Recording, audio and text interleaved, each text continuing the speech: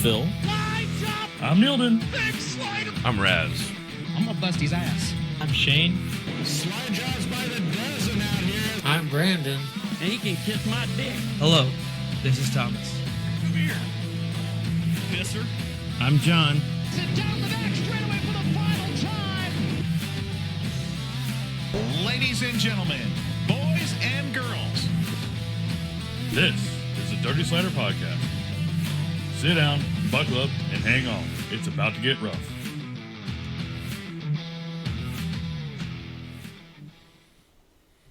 So I'd like to start by saying, let's have a good night tonight, boys. There you go. Welcome to Dirty Sliders Podcast. We all have our favorite adult beverage with us tonight. So I have a little Robo sandwich with them too. But, you know, we're going to have a good night tonight. You know, I was out in Vegas for a wedding, missed the NASCAR race. If I'd known my timing, I could have made the race and the wedding. I failed, so I'm sorry, guys. You know, I could have had, you know, live broadcasting. But we got updates on... It's funny that race is usually boring. Chase Johnson looking better. We got, you know, some sad things to go over. We got some great things to go over, and we have some manly things to go over. So, without further ado, let's bring on Mr. Phil. What you got? Going to talk about some changes going on in the High Limit Series. Jason Myers Racing's announced that Spencer Bayston is going to be joining them for the 2025 season. He's going to get a full season seat, and he's going to be running for the championship next year. That's going to put them with two cars. Corey Day is going to run a limited schedule when his asphalt schedule allows it, and he's going to be Spencer's going to be stepping into a pretty committed team. I mean, with Corey Day, they had some good results last year, 8 wins, and they ended up 6th in points. And they're saying that Spencer's going to debut this weekend in a doubleheader at Kern Raceway and King Speedway. And then he'll run again at the World's Finals on November 6th and through 9th in Charlotte. That's out by you, Marshall. Or Raz. Yeah. It's quite a ways for me. It's 4 or 5 hours. But yeah. Closer than a whole lot closer than us. On the West Coast. It's make or break for Spencer Bayston. This is the ride. Yeah. If you can't go fast in this ride, then you can't go fast. Yeah. It's gonna be interesting to see what he does. I think he's talented, so I think he will show what he's got. But the pressure is on. He's been in a few Midland rides here. The ride he just got out of, the CJB Motorsports, I mean, they haven't really run well since Gravel got out of that ride in 2018. So, you know, is it him? Is it the car? Whatever. But the thing is you're hopping in the seat that Corey Day just got out of, and Corey Day won a bunch. It's going to be fun to watch. It's going to be interesting to watch next year. Yeah, there's quite a few interesting things going on as far as High Limit. The rumor to go in the CJB car has been Justin Peck, but why haven't they made an announcement?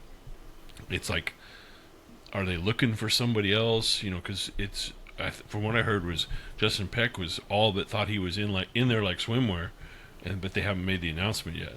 But that team's putting a new crew chief. They stole the car chief from Brad Sweet, Tye Wolfgang. So could be something there. Well, does High Limit have like F1 and NASCAR and all that stuff where guys coming in with money get the seat, or are they actually looking at talent? It depends on how deep the owner's pocket is. Yeah, you gotta come with a bit of money. The only one I know for sure that has a sponsor locked in for next year that hasn't committed to a ride yet is Chase Randall. I don't think Spencer Bayston comes with a ton of money. Cool. And and the thing too with Justin Peck, I don't think he's got a big sponsor behind him either. Right. So it's interesting because it's funny. We just had a show a couple weeks ago where it's like, hey, no, there's not a whole lot of movement going on, and now all of a sudden there's a ton. Yep. Yeah. Oh, by the way, I forgot. Yeah. Congratulations on our 10th episode. This is episode number 10 right here. Woo! Shoot, All buddy. right. We haven't been canceled Already? yet. Good job. Shoot, buddy. Shoot. And we've already won our first lawsuit. God dang. Hey, Yeah. also, did you guys see that I'll take it. our friend of the channel, Ryan Spencer, was out in Eldora with his media, taking pictures and all that? Yeah, I Yeah, I did saw see him that. post some stuff up. Yeah, those were nice shots. Yeah, they were. Yeah, they were. No, he's a very talented photographer. I wanna, if we can, I kind of want to bring this back to that whole high limit and drivers and whatnot deal. Do you guys think it should be the driver's responsibility to pull sponsors, or should it be the team's responsibility to pull the sponsor to fund their car? Both. Yeah, It depends on the level you're at. I mean, you have to, as a driver, you have to make yourself marketable at the minimum. Agreed. You know, but Yeah. at a certain level, that's not what you're good at anymore. You need to let somebody that knows what they're doing do it. Right. You know, Yeah, at so our should it level, be the team's- we're everything. We're wearing every hat. So you got to market once yourself. You, You get got to to hit a the ground team, they've yourself. got somebody. You get to a certain level, you know, when you're actually getting paid. Unfortunately, that's somebody's kind of the job. business model in motorsports right now. Though, is the driver has to bring some money to get in the seat. I disagree with that. I think the team should go out and get the best, most talented driver they can, regardless of sponsorship. Then it's on the team to go get sponsorship. Like, hey, we got the best driver in the world. Give us some money. But you know, as long as you have rich kid daddies, you know, who are willing to put up a ton of money to get their kid in a good seat, you're always going to have this problem. Yeah. Yeah. I mean, Yeah. it's a tough call, but I think that I agree. It should be the talent should get the seat, but unfortunately, the paper beats talent every time. Well, we all know that driver who was supremely talented and never really had the funding to go big time. Right. Matt Hicks is a good example. A guy I knew from Santa Maria Speedway, Danny Sheridan, really talented guy, could have went real far, like even big time, national touring series stuff. Never could get the money behind him and never really went there. And just he's a facilities manager for a high school now. Yeah. And then you got guys like the Dillons who have all the money in the world and very little talent. And our Yeah, car I'll owners agree with now, And they're car owners now. That's true. miraculously. I think Are they I don't car wanna- owners too, or is it just Ty Gibbs? Just Tye so far that I've heard. Yeah. That's a paperwork shuffle. Nothing changes there. Yeah. That's taxes. I don't want to put the ball completely in the owner's court, but if these drivers need to go to the next level with bringing money, I think they need to be given the break to be able to make themselves marketable. If a driver's never able to be put on the map to showcase talent, they can never bring money in. But the team isn't necessarily trying to market you to leave their team. They're trying to have a successful team on their own right. Yeah. It's a messed up business model for sure.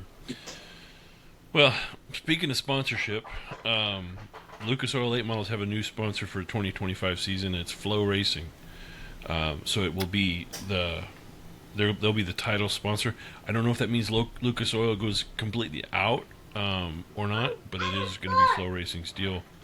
The question then becomes, is Flow Racing positioning themselves to become an owner in the series? Because they already are. They have High Limit locked up, so that they can promote High Limit. I think if you become the streaming partner and have an ownership stake, it takes the negotiations out for streaming revenue. It's just it's all locked. It's all baked in the same cake. So I think that's something Flow Racing is going to be looking towards. Absolutely, I I agree. can definitely see that. Yeah. And they brought back Chet Christner here this last week to do some announcing stuff. He was one of their original announcers from Speed Shift TV. And then when they switched over to Flow, he kind of backed out of that deal a little bit and was kind of doing some like behind the scenes Chili Bowl promotion stuff, but he was actually on the mic this week, so that was pretty cool to get him back out there. I love Uncle Chet. I think he's one of the best announcers in the game. And from what I hear, he's a different role at Flow Racing. It's more behind the scenes than on the mic. I think he just got tired of being on the mic all the time.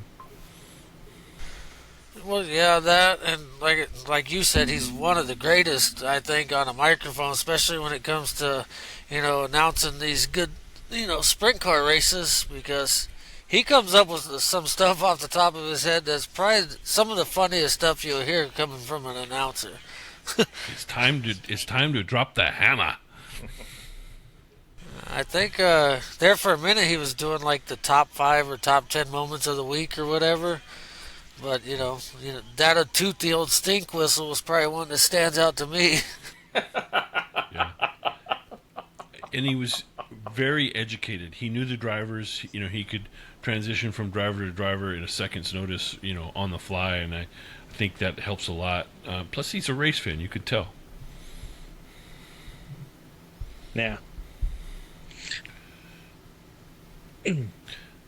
Something we've been following almost since the beginning of this podcast is Chase Johnson. So, John, you have an update for us on Chase? Yeah, I got an update. Chase is doing well. So his crash was August 24th, so we're looking 6, almost 8 weeks from the actual crash. He's doing well. He's at that rehab facility out in Georgia. It's a couple episodes we had the video of him saying thanks to all his fans and such. But just recently, during a trophy cup race, he was watching, and his mom shared a piece of news. They did a helmet walk for him. So here's a video of Chase watching that helmet walk, and the audio's really hard to hear, but he's watching it on the TV, and the announcers saying how they're going to do a helmet walk, and just showing that Chase is doing good, sharing it with the crowd there at the Trophy Cup. And you can see Chase is obviously moving his arms. He's got those up. At one point in the video, the announcer does actually say something about Chase's mom sharing a video of his foot moving. So that is very good news. I couldn't find that video because I wanted to show that definitely if we had something about him being able to move his foot. There were some other pictures I found on his site of just they went over his surgery, his x-rays. He's got, his whole neck fused and scars from the surgery. It's a big long scar up his spine over his neck, but it looks like he's doing well and recovering nice and on the right path. Hopefully he'll be back soon next season. Yeah, it's really good news. And for anybody who's not familiar, a helmet walk is when the drivers go up through the grandstands with their helmets and people put cash in their helmet, and it's all collected for Chase. But fantastic news that he's getting movement. Yeah, that is great. And I don't know if it's a promoter or someone that was there, actually said that they raised almost $7,600. It was like $7,550 that night for Chase's recovery fund. So, every little drop in the bucket helps. So that was awesome. Mm-hmm. Yeah, and I want to give a shout out to Tom Dunkel. Tom Dunkel has, in one way or another, donated almost $30,000 to Chase Johnson. Wow. And he's a super nice dude. He's a car owner. He's a racer himself. He owns a business out of Ventura called Inland Rigging. And they do well. But he's very generous with his time. He's very generous with his money. He's very generous with loaning people equipment and stuff like that. So shout out to Tom Dunkel for that. So, cheers. Something I was thinking about with this whole Chase going on. When I was racing, I still have this insurance. It's called combined insurance, and it was insurance that I had on me that covered me no matter what. And it wasn't money to go pay for my medical expenses. It was if I got hurt in a race car or anything like that, the insurance company paid me directly. Maybe that's something that needs to be marketed toward racers a little bit more aggressively. While it's not a whole lot of money, it's money that would help pay the bills, things like that outside of your insurances. Because like with Chase, what's going on with him right now, he can't work.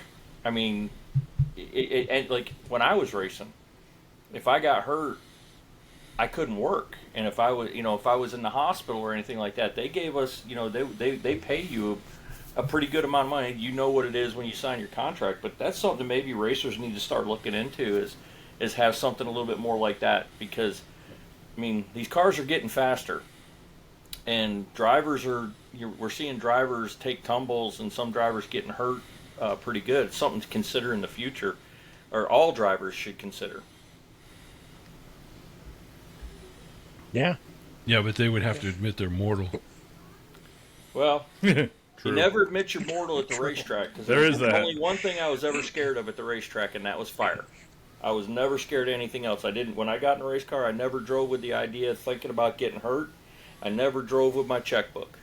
I mean, you guys all know, I didn't think about it until the next day, and I stopped thinking about it 2 days before we would get in a race car. I mean, Raz, Neilden, you guys know how many times we work on the car. Well, we build the car to wreck to make it safe, and then there was a point where we just didn't talk about anymore. We didn't talk about any of that. We didn't talk about cost. We didn't talk about safety. We didn't talk about the thought of getting hurt or anything like that. It was just focus on the race. So that's something you think about. I'm afraid of Think zombies. about in the off season. Zombies are super scary. Yeah, zombie. Well, I've seen you after. I'll tell you what, I'm starting to get scared of these drones. Zombie. Yeah, you can be scared of zombies. I'm gonna be scared of drones. I don't know how to build a directed energy device yet. But It's might called be a going through my search history. It's called a 12-gauge shotgun with some bird shot in it. Heck yeah. You see what they're doing with the freaking swarms and shit? Fuck. Yeah, it's crazy. I don't think that's gonna be enough. How about when they were chasing those terrorists? They ran into a building and said, "Hey, break out the tank." Anyway, no politics. Yeah, so let's get back on back on focus. Everybody looks over Soper's shoulder. You see the helmet. We've started bringing a helmet on our set in honor of the absent Shane Sexton, who raced out at Imperial Valley this week. Did not get his 410 engine in time to race the 410, but he did race the Lightning Sprint. Won his heat race and got third in the feature. So, kid's still fast. I wish he could get a motor in that car. That would stay together. Keep a motor in it. Yeah. Yep. Yeah, if he could keep a motor in there and not have to be scared of it, breaking, he could probably do some damage to some people's feelings. Yeah, and we all know the parties involved, and I'm going to bite my tongue on that one because I have something to say, but it would definitely piss somebody off, and it might even piss off one or two sponsors of y'all's racing. Yeah, I'm look at out. Brandon. I'm out. Brandon's like, nope. Yep. Little crickets. On to the next subject. We've gotten our wee smacked once this year already. We'll wait until maybe next season. What's this wee stuff, John? Yeah, you have a what's this mouse in wee? your pocket? There's only 3 of you at a track where you can get your wee smacked. Of us. Okay. And all 3 of you did get your wee smacked. Mm-hmm. But nobody got it on video, so it doesn't count. So we talked last week about the passing of Tom Henkel, truly fabulous man, underappreciated, I think, because he hid behind the grouchy old man facade, but that was not who Tom really was. There's some updates on his, I guess, have they had his service yet, Brandon? No, I was going to cover that too when I talked about it.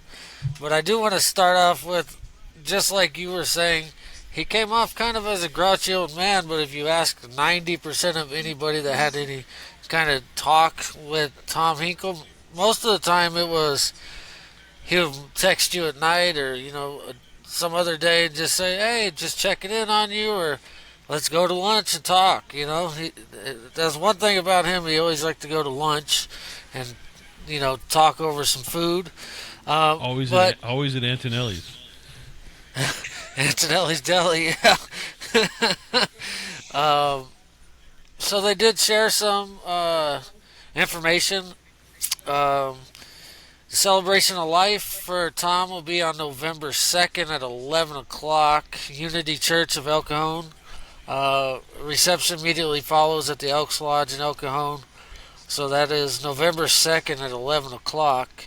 But in lieu of flowers, they would ask you to consider giving a donation in Tom's name at one of his 3 favorite charities, which is the American Cancer Society, San Diego Humane Society, and the Unity Church of El Cajon. Or they said they also request in remembrance of Tom, please do a random act of kindness and take a friend out to lunch, as we all know was one of Tom's favorite things, sharing a conversation over a meal. Yeah, he's got a couple of charities he liked to donate to, and obviously taking people out to lunch was one of his things. So do something nice, and if you can, in Tom's name, send a little charity. And you guys are racing this. If any of y'all meet me this week, I'll take you to lunch. They should do something for him at the track this Saturday, right? I'm pretty sure they're going to do something for him this weekend at the track, as I've been hearing that the drivers' meeting might get moved up on Saturday. Not yet confirmed necessarily, but I'm pretty sure we're going to have an earlier drivers' meeting from normal because they plan on doing something for that. It's cool. Cool. Yeah, and if anybody missed last week, Tom Hinkle was one of the main firefighters at Verona Speedway and El Cajon Speedway before that. Actually, I said that wrong. Cajon Speedway in El Cajon. And there you go. He was kind of the glue that held that fire crew together. And if you talk to Robert Baker or Dave Howerson or anything, they've been with Tom for 30, 35 years. And they decades. have fond memories of Tom Hinkle, as there should be. Yeah, he's kind of the centerpiece. I mean, even at Verona, most of us racers, at one time or another, usually go over to the fire truck and say, what's up, Tom? Usually that's who you greet first, and then you tell everybody else, hey, good to see you. I just don't want to see you later. Let's see you right now, Yeah. Phil had frequent flyer miles with the fire crew. Yes, I did. Well, that's some of not which a good are in thing, video. Phil. What's that, Thomas? I said that's not a good thing, but I think that could lead to a side story if you guys are willing. No, yeah. As Nealon said, I know of at least one on video that might become very relevant in a few weeks. 2 weeks to be exact. Right. Which one's that? When they asked you the concussion questions inside the car. Yeah, I don't remember it. The only one I know about is I've seen it on video. But yeah, that was a funny one. Yeah, you're right. You're right. Politics aside, I hope you get to say it again.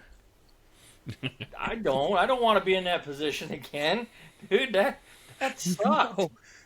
No, minus the race car part. The race car part. Yeah, okay, yeah, okay. Like, no, Phil, I why don't need you to wishing wreck that on something me, again. dickhead? I ain't wish you to wreck again. Don't you put That means I that have evil to do on me, work. Ricky Bobby. So, if he's racing RC cars now, the car would have to fly off the track, hit him in the dome, give him a concussion. Don't challenge him. Dude, Yeah, I was about to say, don't put anything past him. He's pretty good at that. back at M&M, I broke my ankle racing RC cars. Yes, sir. I was turn marshaling a car. Fairly talented in the old RC car department, huh? And a kid. Or the injury department, at Well, least. I was turn marshaling after my race, and a car flipped over on my corner. I was on the outside of the corner. I'm walking along the pipe, and a rookie drove underneath my foot as I was stepping down and leaning over to pick up a car to flip it over, and I took my toe and Blame I the put my rookie. toe up underneath my knee. Yeah, I broke my ankle. It was a bad one. Tore all the ligaments. Blame the rookie. Always blame somebody else. Well, no, it was a rookie class. Yeah. It was a rookie class, so I mean it's just. But yeah, so I broke my ankle racing Yeah, RC and- cars. Not Break your ankle, what, 3.5 hours away from home? Yeah, and then went to the ER that night. Got a soft splint on my leg and drove back up to M&M and sat in a chair on the driver's stand and raced the next day. That's because you're stupid. No, I was dedicated. Well, he's one of us. No. I was dedicated to stupidity. Yes, you were dedicated to being stupid. And I agree just with like the Neil rest that of us. I agree with Neil that he's always blaming somebody else. It's our fault he couldn't hold on to the golf cart. Mm-hmm. You two are dickheads. And? Yeah. Well, I do remember there was a lot of beer involved that night. Allegedly. Allegedly. Yeah, allegedly. We would never do that on that property. Allegedly. Again. No. Allegedly. All right, Thomas. Okay. Tell us about RTJ, because he pulled something off. Yeah, so this past weekend, Thursday, Friday, Saturday, they had a little show out there in a little town at a track called Eldora in Ohio. I'm sure quite a few of you have heard that. It was the Dirt Track World Championship for the Lucas Oil late models. And Ricky Thornton, against all odds in my opinion, finally pulled the championship out. 3-4 weeks ago, I'd have told you he was cooked. Yeah, I'd have told you his goose was cooked. But that man, he went to Brownstown, had a stellar weekend at Brownstown, and got himself a 50-point cushion coming into the Dirt Track World Championship, and turns out he didn't even need it. He was 60 Comes points through. down going into Brownstown. He was 60 points down going into Brownstown, and when he made the shift over to Kohler, that whole time with Kohler, I mean, very rarely does somebody just show up somewhere and instantly start banging out success night after night after night after night. And I mean, it showed with him. He struggled and struggled and struggled, and it all came together at the right moment, and he finally pulled the championship out. When it came down to it, the one car of Tim McCready was mathematically eliminated by the night. Devin Moran had a long shot, but he had a shot, and then he was really racing old JD for it, Jonathan Davenport. And good on Ricky. I think he finished third that night behind good old Bobby Pierce, who won the race. So good on him. Yeah. Still don't know what his plans are and his future is for next year. I think we'll kind of get into more of that stuff here in a little bit, so I don't want to get too much into it. But good for Ricky. I'm happy for him. Who's Yeah, won a Davenport championship popped the in motor both? with 36 to go. What was that, Raz? Davenport popped his motor with 36 laps to go. Yeah, I was going to cover the race later. If you want me to get into it now, I don't mind. Go No, for no, it, baby. that's We're good. here. So, Yeah, you might as well. It's all in the same thing, really. okay. Yeah, so 100-lap feature on Saturday. The Jonathan Davenport has to basically win the race, and the Ricky's got to finish worse than sixth for Jonathan Davenport to take the championship. And I think Ricky was wanted fourth, and Jonathan Davenport, of course, he's lights out at Eldora, takes the lead, and 36 laps to go. He takes the lead, crosses the start-finish line, goes into one, and blows the motor up. In his post-race interview, he said he went into one, let off the gas, and it just started rattling, and he thought it was the drive shaft. And when he got back into gas, he instantly knew that it was the motor. And he didn't know if it was the crank, a rod, a cap, whatever it was. But when he came off the track and went through the pits, I mean, he dumped all 16 gallons of oil at the back of that thing. And there was just a solid line of oil out of it. Well, he's right. It was the drive shaft hooked to that messed up crank. Yeah, yeah. So Want it out. tough luck for Jonathan. I know he was really shooting for it. He, uh, he's a good guy. I like Jonathan Davenport. I think he's just genuinely a good person, right? He's had his ups and his downs. He's damn sure got his hat in the ring for one of the top late model drivers to ever wheel one. He had his chance in the Cup Series, I think, with the was it Spire Motorsports? He ran the Bristol Dirt Race or whatever it was. I mean, it's Jonathan's a good guy, and I hate it for him, but he'll have more. He's got more coming for him. Yeah, and back to RTJ winning that championship. To quote another podcaster, he won the championship he shouldn't have won, and last year didn't win the championship he should have won. Absolutely. My question is who's won a championship and multiple team swaps that he's done this year?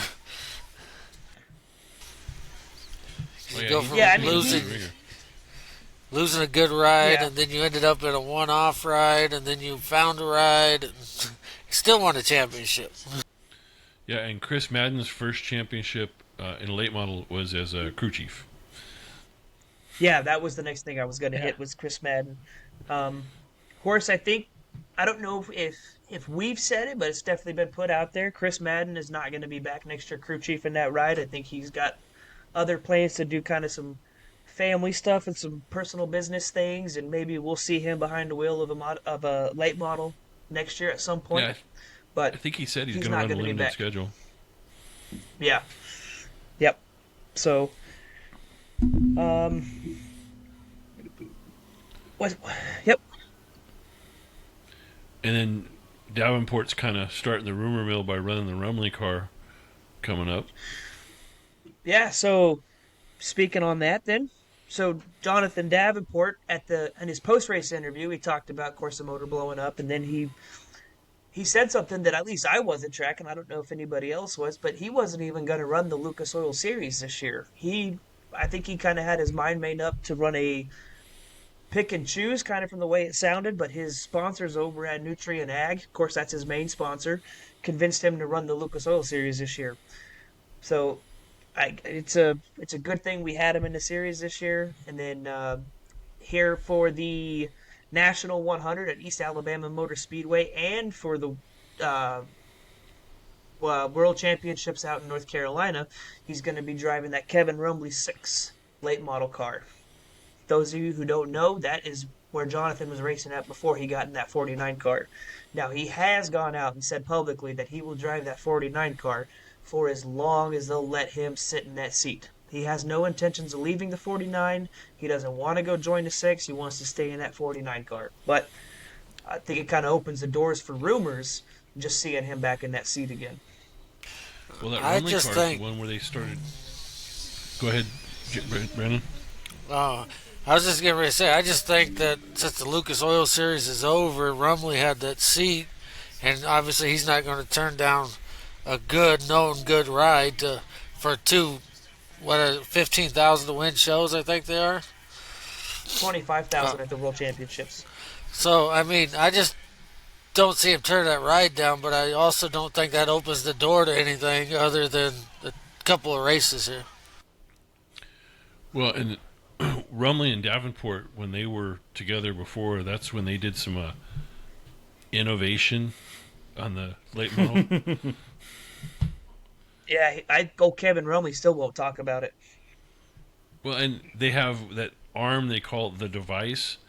I've stared at that thing for hours. I still can't figure out what it does. Mm-hmm.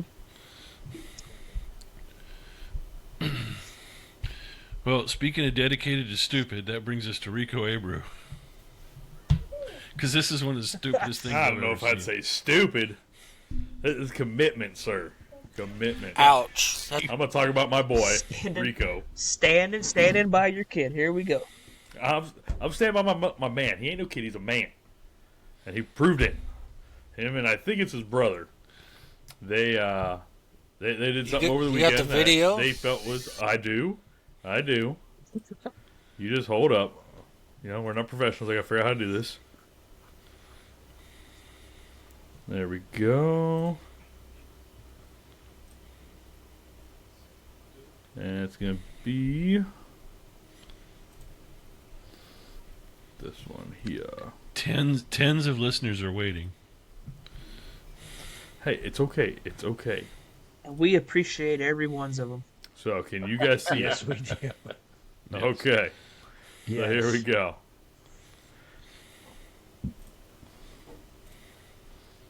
So, we saw a little fire and little bit of branding.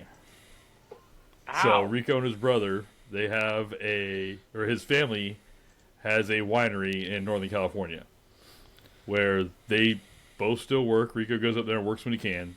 And that is the moniker for the A Brew Clan. It's the A with the half moon over it, basically. And they decided that this weekend when they were together, it was time for them to do it together. That's some So yellow. they both got their branding done. They both have it over their heart, Yellowstone style. They're going to be a little sore, if you see him, give him a nice pat right there on his heart, I'm sure he'll appreciate it, him and his brother. So, it's a good boy. I like it. I'm down with it. I think they might have been sampling some of the A Brew Vineyards product before that. They very well could have, Kenny Wallace asked him about it, and he said, hey, it's something we've thought about doing for years, and, just, it felt like the right time. And if you look, you can see their chest is all red where they already got it all pinked up and smacked it a few times, got it ready to warmed up. I'm down with it. I like it. We've been thinking about doing it for a while, and I finally got drunk enough to do it. Mm-hmm. But, I mean, how many of you guys have tattoos? That took hours to do. That was 10 seconds. And they were back to drinking. And it's already cauterized, so there's no bleeding risk. I mean, I have burn marks on my hand from cigarettes doing stupid pranks with buddies when I was a kid. At least his means something. A little background on Rico's dad. He was one of the premier. I don't know what the exact term is, but he was the guy at Fest Parker Vineyards and Longoria Vineyards who did the blending and came up with some epic wines. And he was the man. And then moved out on his own and got his own vineyard, and he's still the man. He knows, he's just a wizard at doing that stuff. Yeah, I'm gonna have to make it up there sometime and try some. The wife like wine, I like racing. 2 and 2 together. Yeah, I think we got invited to someone else's winery. I think I'm gonna go try to get camping tickets for Sonoma. There you go. Make it 2 for 2. So, a little bit of house cleaning, some stuff we didn't talk about in the group chat, but I want to hit real quick. Shout out to Imperial Valley Raceway. They had free admission for all fans this past weekend, all classes, and it's kind of a big gamble on their part. I don't know if in past years this race has tied in with the fair. Was it tied in with the fair again this year?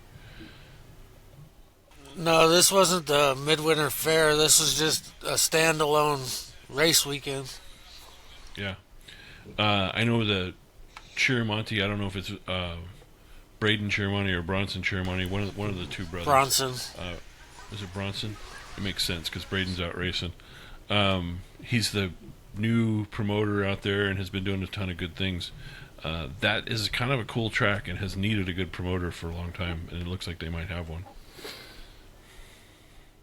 Yeah, I got the opportunity to go race at that track for the Midwinter Fair back in February or March. I forget what it was, but it was a 2-day show out there. And I mean, I like the track. It's definitely smaller than Verona. So watching the 410s whip around it was pretty interesting to watch. But I'll tell you what, that kid you're talking about who promotes that track, I mean, he is a kid. I don't know how old he is, but he's 22, 23, 24 years old. He's a kid. He does a great job. He's about the racers, for the racers, and the amount of money that track has from that Heritage, what it is, the Heritage Foundation or Heritage Car Club or whatever it is. I mean, I finished second and third between Friday and Saturday, and I walked out of there with, I think, $800 from second and third place in a pure stock.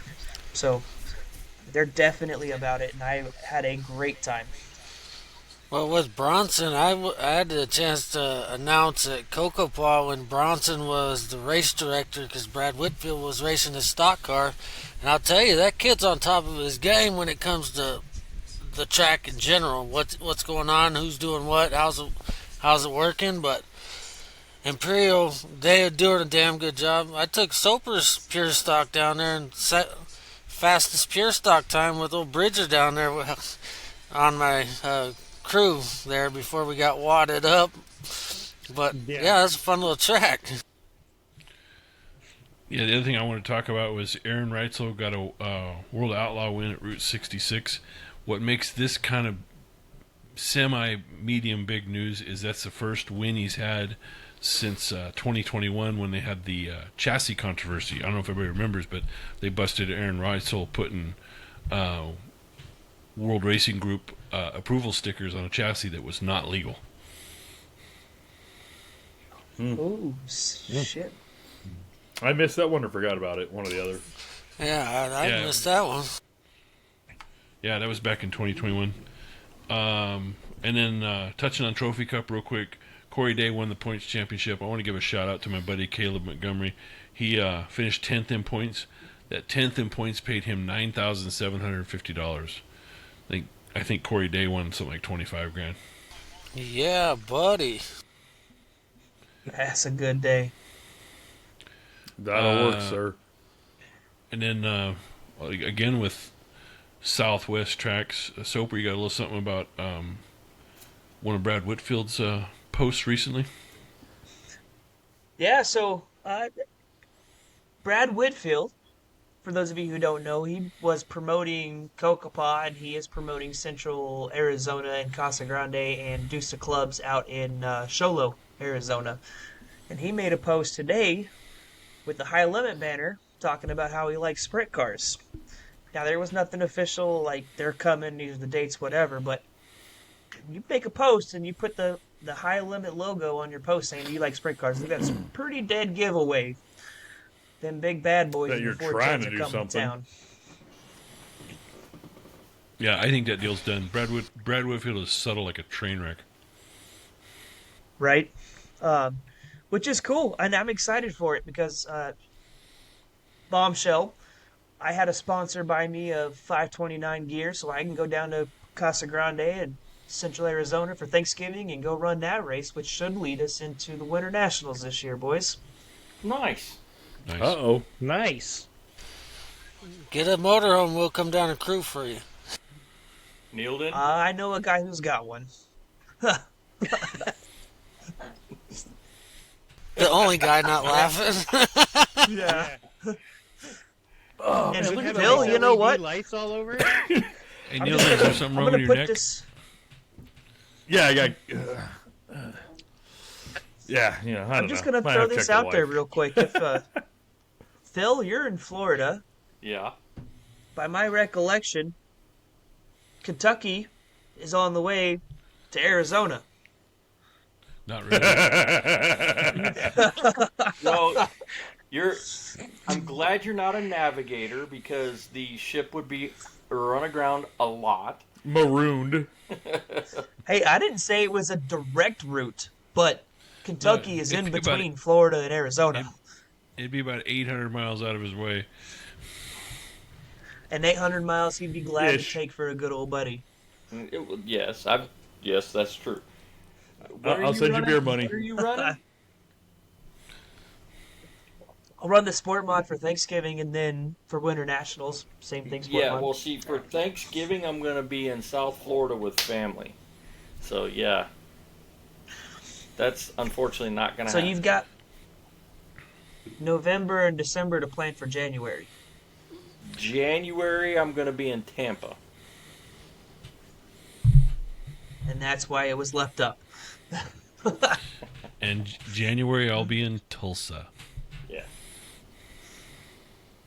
Okay, fair enough. I'm I'll looking give at my you that calendar. one, I don't think I Rex. have much going on in January.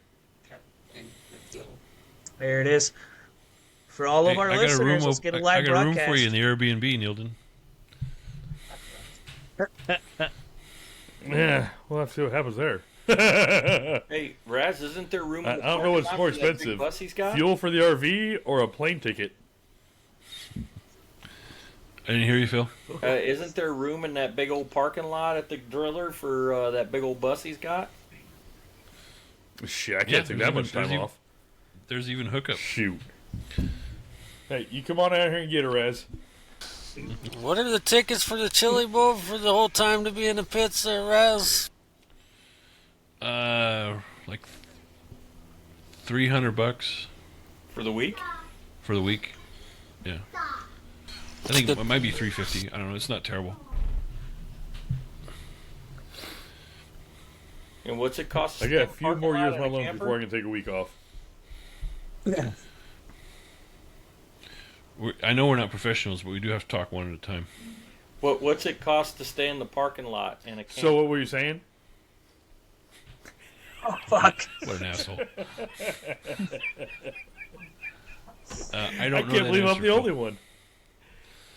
What's that? I don't know the answer. Fucking, you can't out asshole Neil it. Sure you can. We've been through this. You We've just been mute through the this. speakers, you can't hear him. Two have been witnessed. Mama always said respect your elders. That's right. You keep that up too. All right, we First to the 15th, got a I little got bit your of time. number. We got a little bit of time left. We talked about it in a group chat, so let's hit it up. I saw this on another Dirt Track podcast, and one of the things is the rumors of traction control in dirt track racing. How do you guys all feel about traction control? Is it a Don't problem? like Is it. it a It's problem? out Is there. it widespread? Is it? It's not as widespread as it once was, I don't think, but there are still some out there doing it.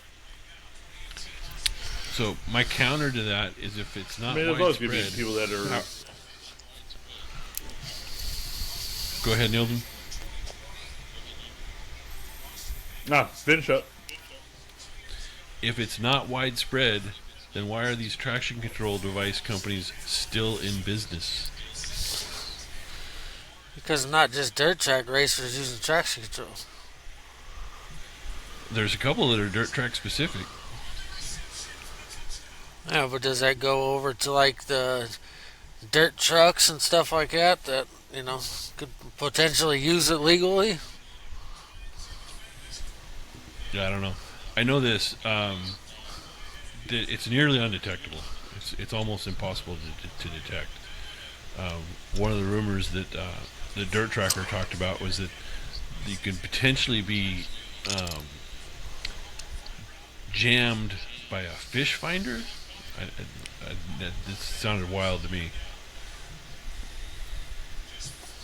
Well, I mean, that'd be using what? Radar or sonar waves? Well, fish finder's sonar. Yeah. So that'd be interesting.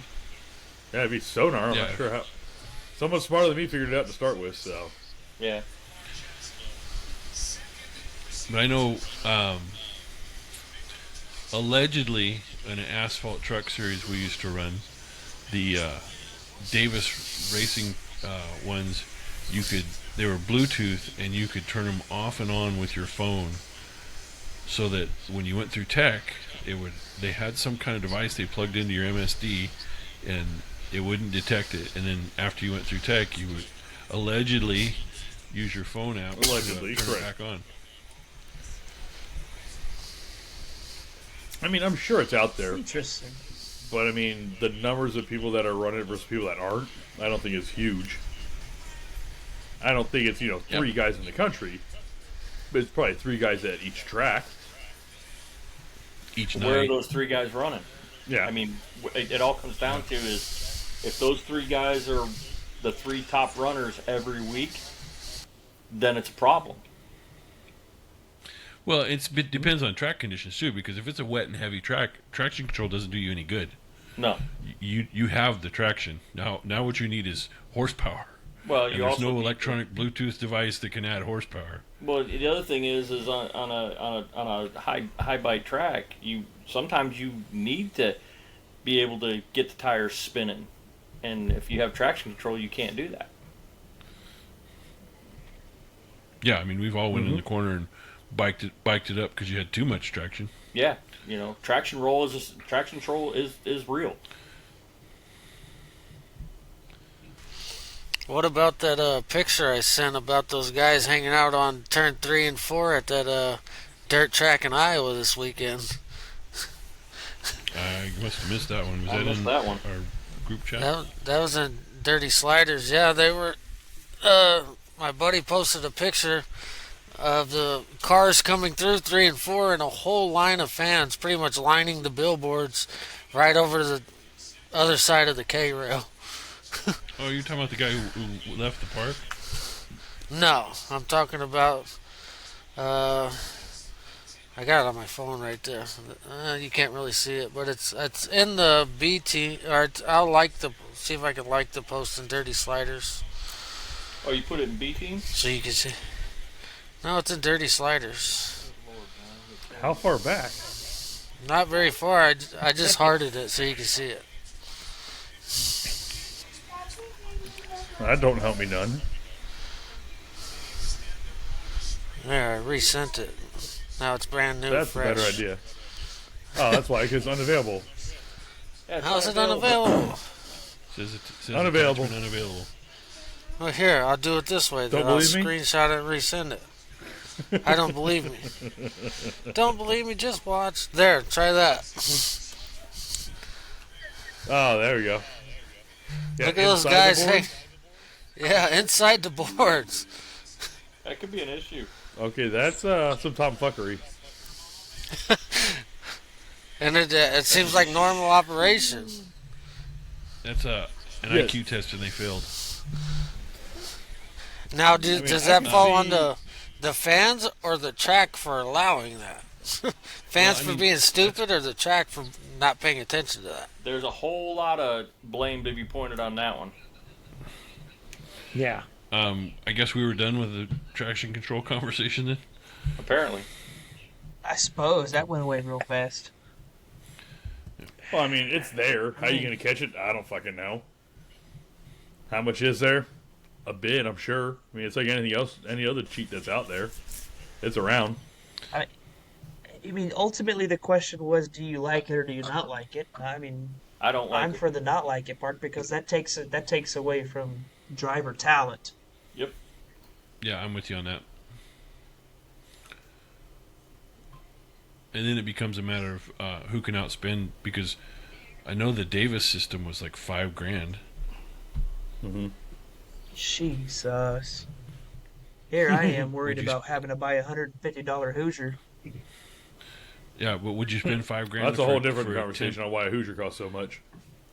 Would you spend $5,000 if you took off a tenth of a second a lap? I mean, I'll tell you this, Raz. I had this conversation with somebody, and if having a pink and rainbow colored unicorn on the fucking air cleaner took off a tenth a second a lap, there'd be a damn unicorn on the sport pod.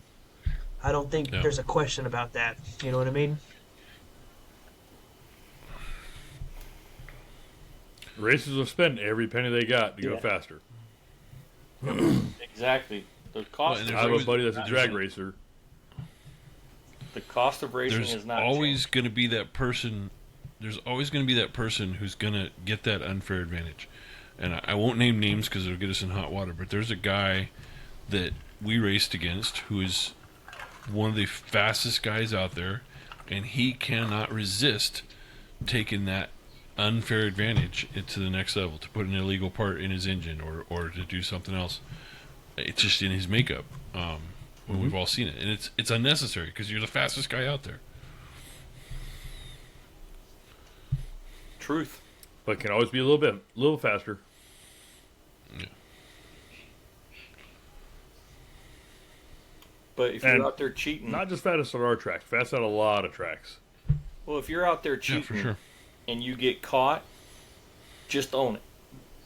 Don't be that guy that sits there and says, "Oh, that's let's change the rules." Then everybody's doing it. Well, not everybody's doing it, but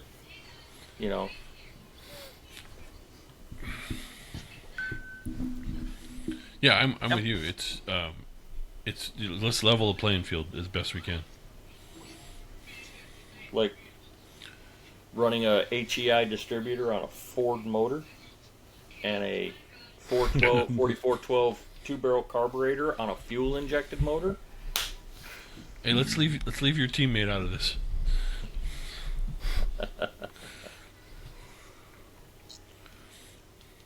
Was that a greater offense? Or a Chevy Was that a motor greater and a offense than what he Cadillac? did?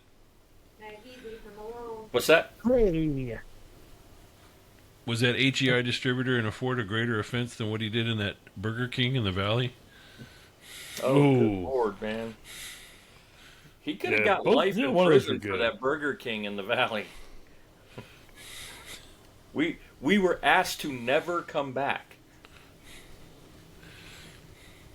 Yeah, they had to repaint that place. Ooh, it was bad. Boys, you are teasing the shit out of our viewers right now. Well, that's all right. I'm going to ask you at the track about it.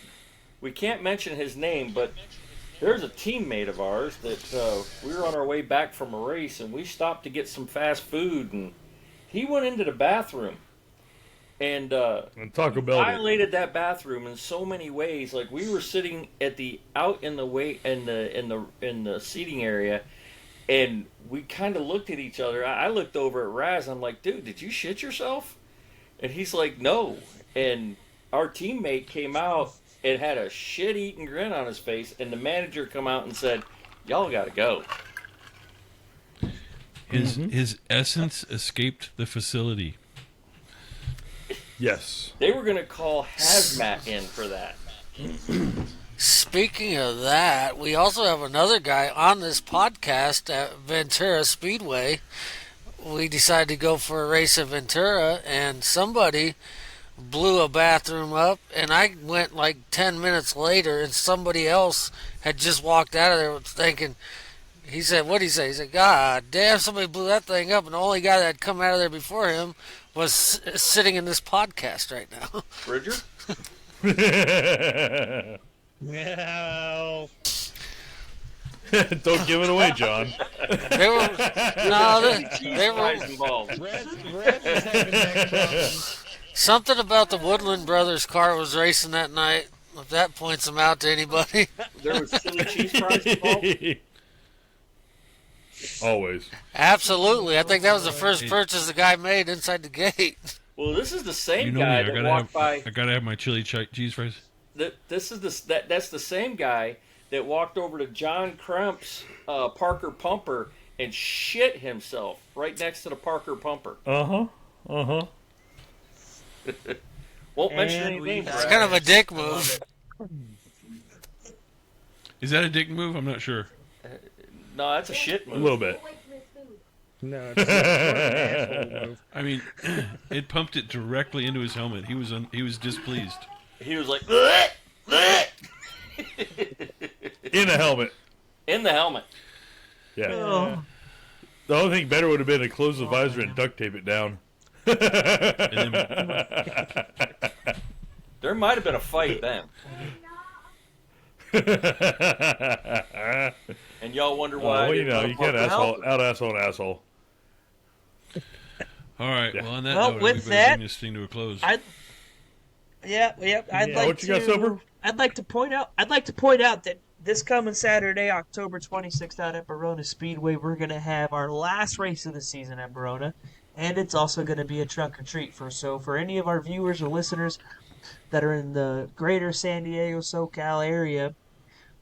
Grab your wife, grab your kids, grab your friends, bring them on out to the racetrack, because at intermission we'll have the cars on the track and candy in hand, and all the little ones can get all the sugar they want. With that, the sport mods and the modifieds will have their roofs off and be topless for the whole night. It'll be my first experience running topless, and I'm excited for it, but I've always loved to watch No, it ain't. You've run topless. Alcohol was involved. You have run topless. And probably I was gonna ask bottomless. if Thomas was going to be topless in the pits. I don't think so. No guarantees after that checkered flag. Well, we'll see what the interviewer says. All right. Good podcast, gentlemen. Good night. Gentlemen, love you. We'll see you again. Bridger, hit the socials. Hit the socials, Bridger. Hit the socials. So for the socials, we got Dirty Sliders on Facebook at dirty.sliders on Instagram and dirty_sliders on X. I have one more thing. Let me know when we're about to end this because I got one more special thing to share. I just want to say, we're gonna call it. Comment who you think the teammate is, and the first person to get it right, we'll give them a shout out next podcast. Oh yeah, that's a good one. And none of us, The slide every time. and none of us can respond to that. Damn it! I can't give out shout out. Okay, this is a special ending for this podcast.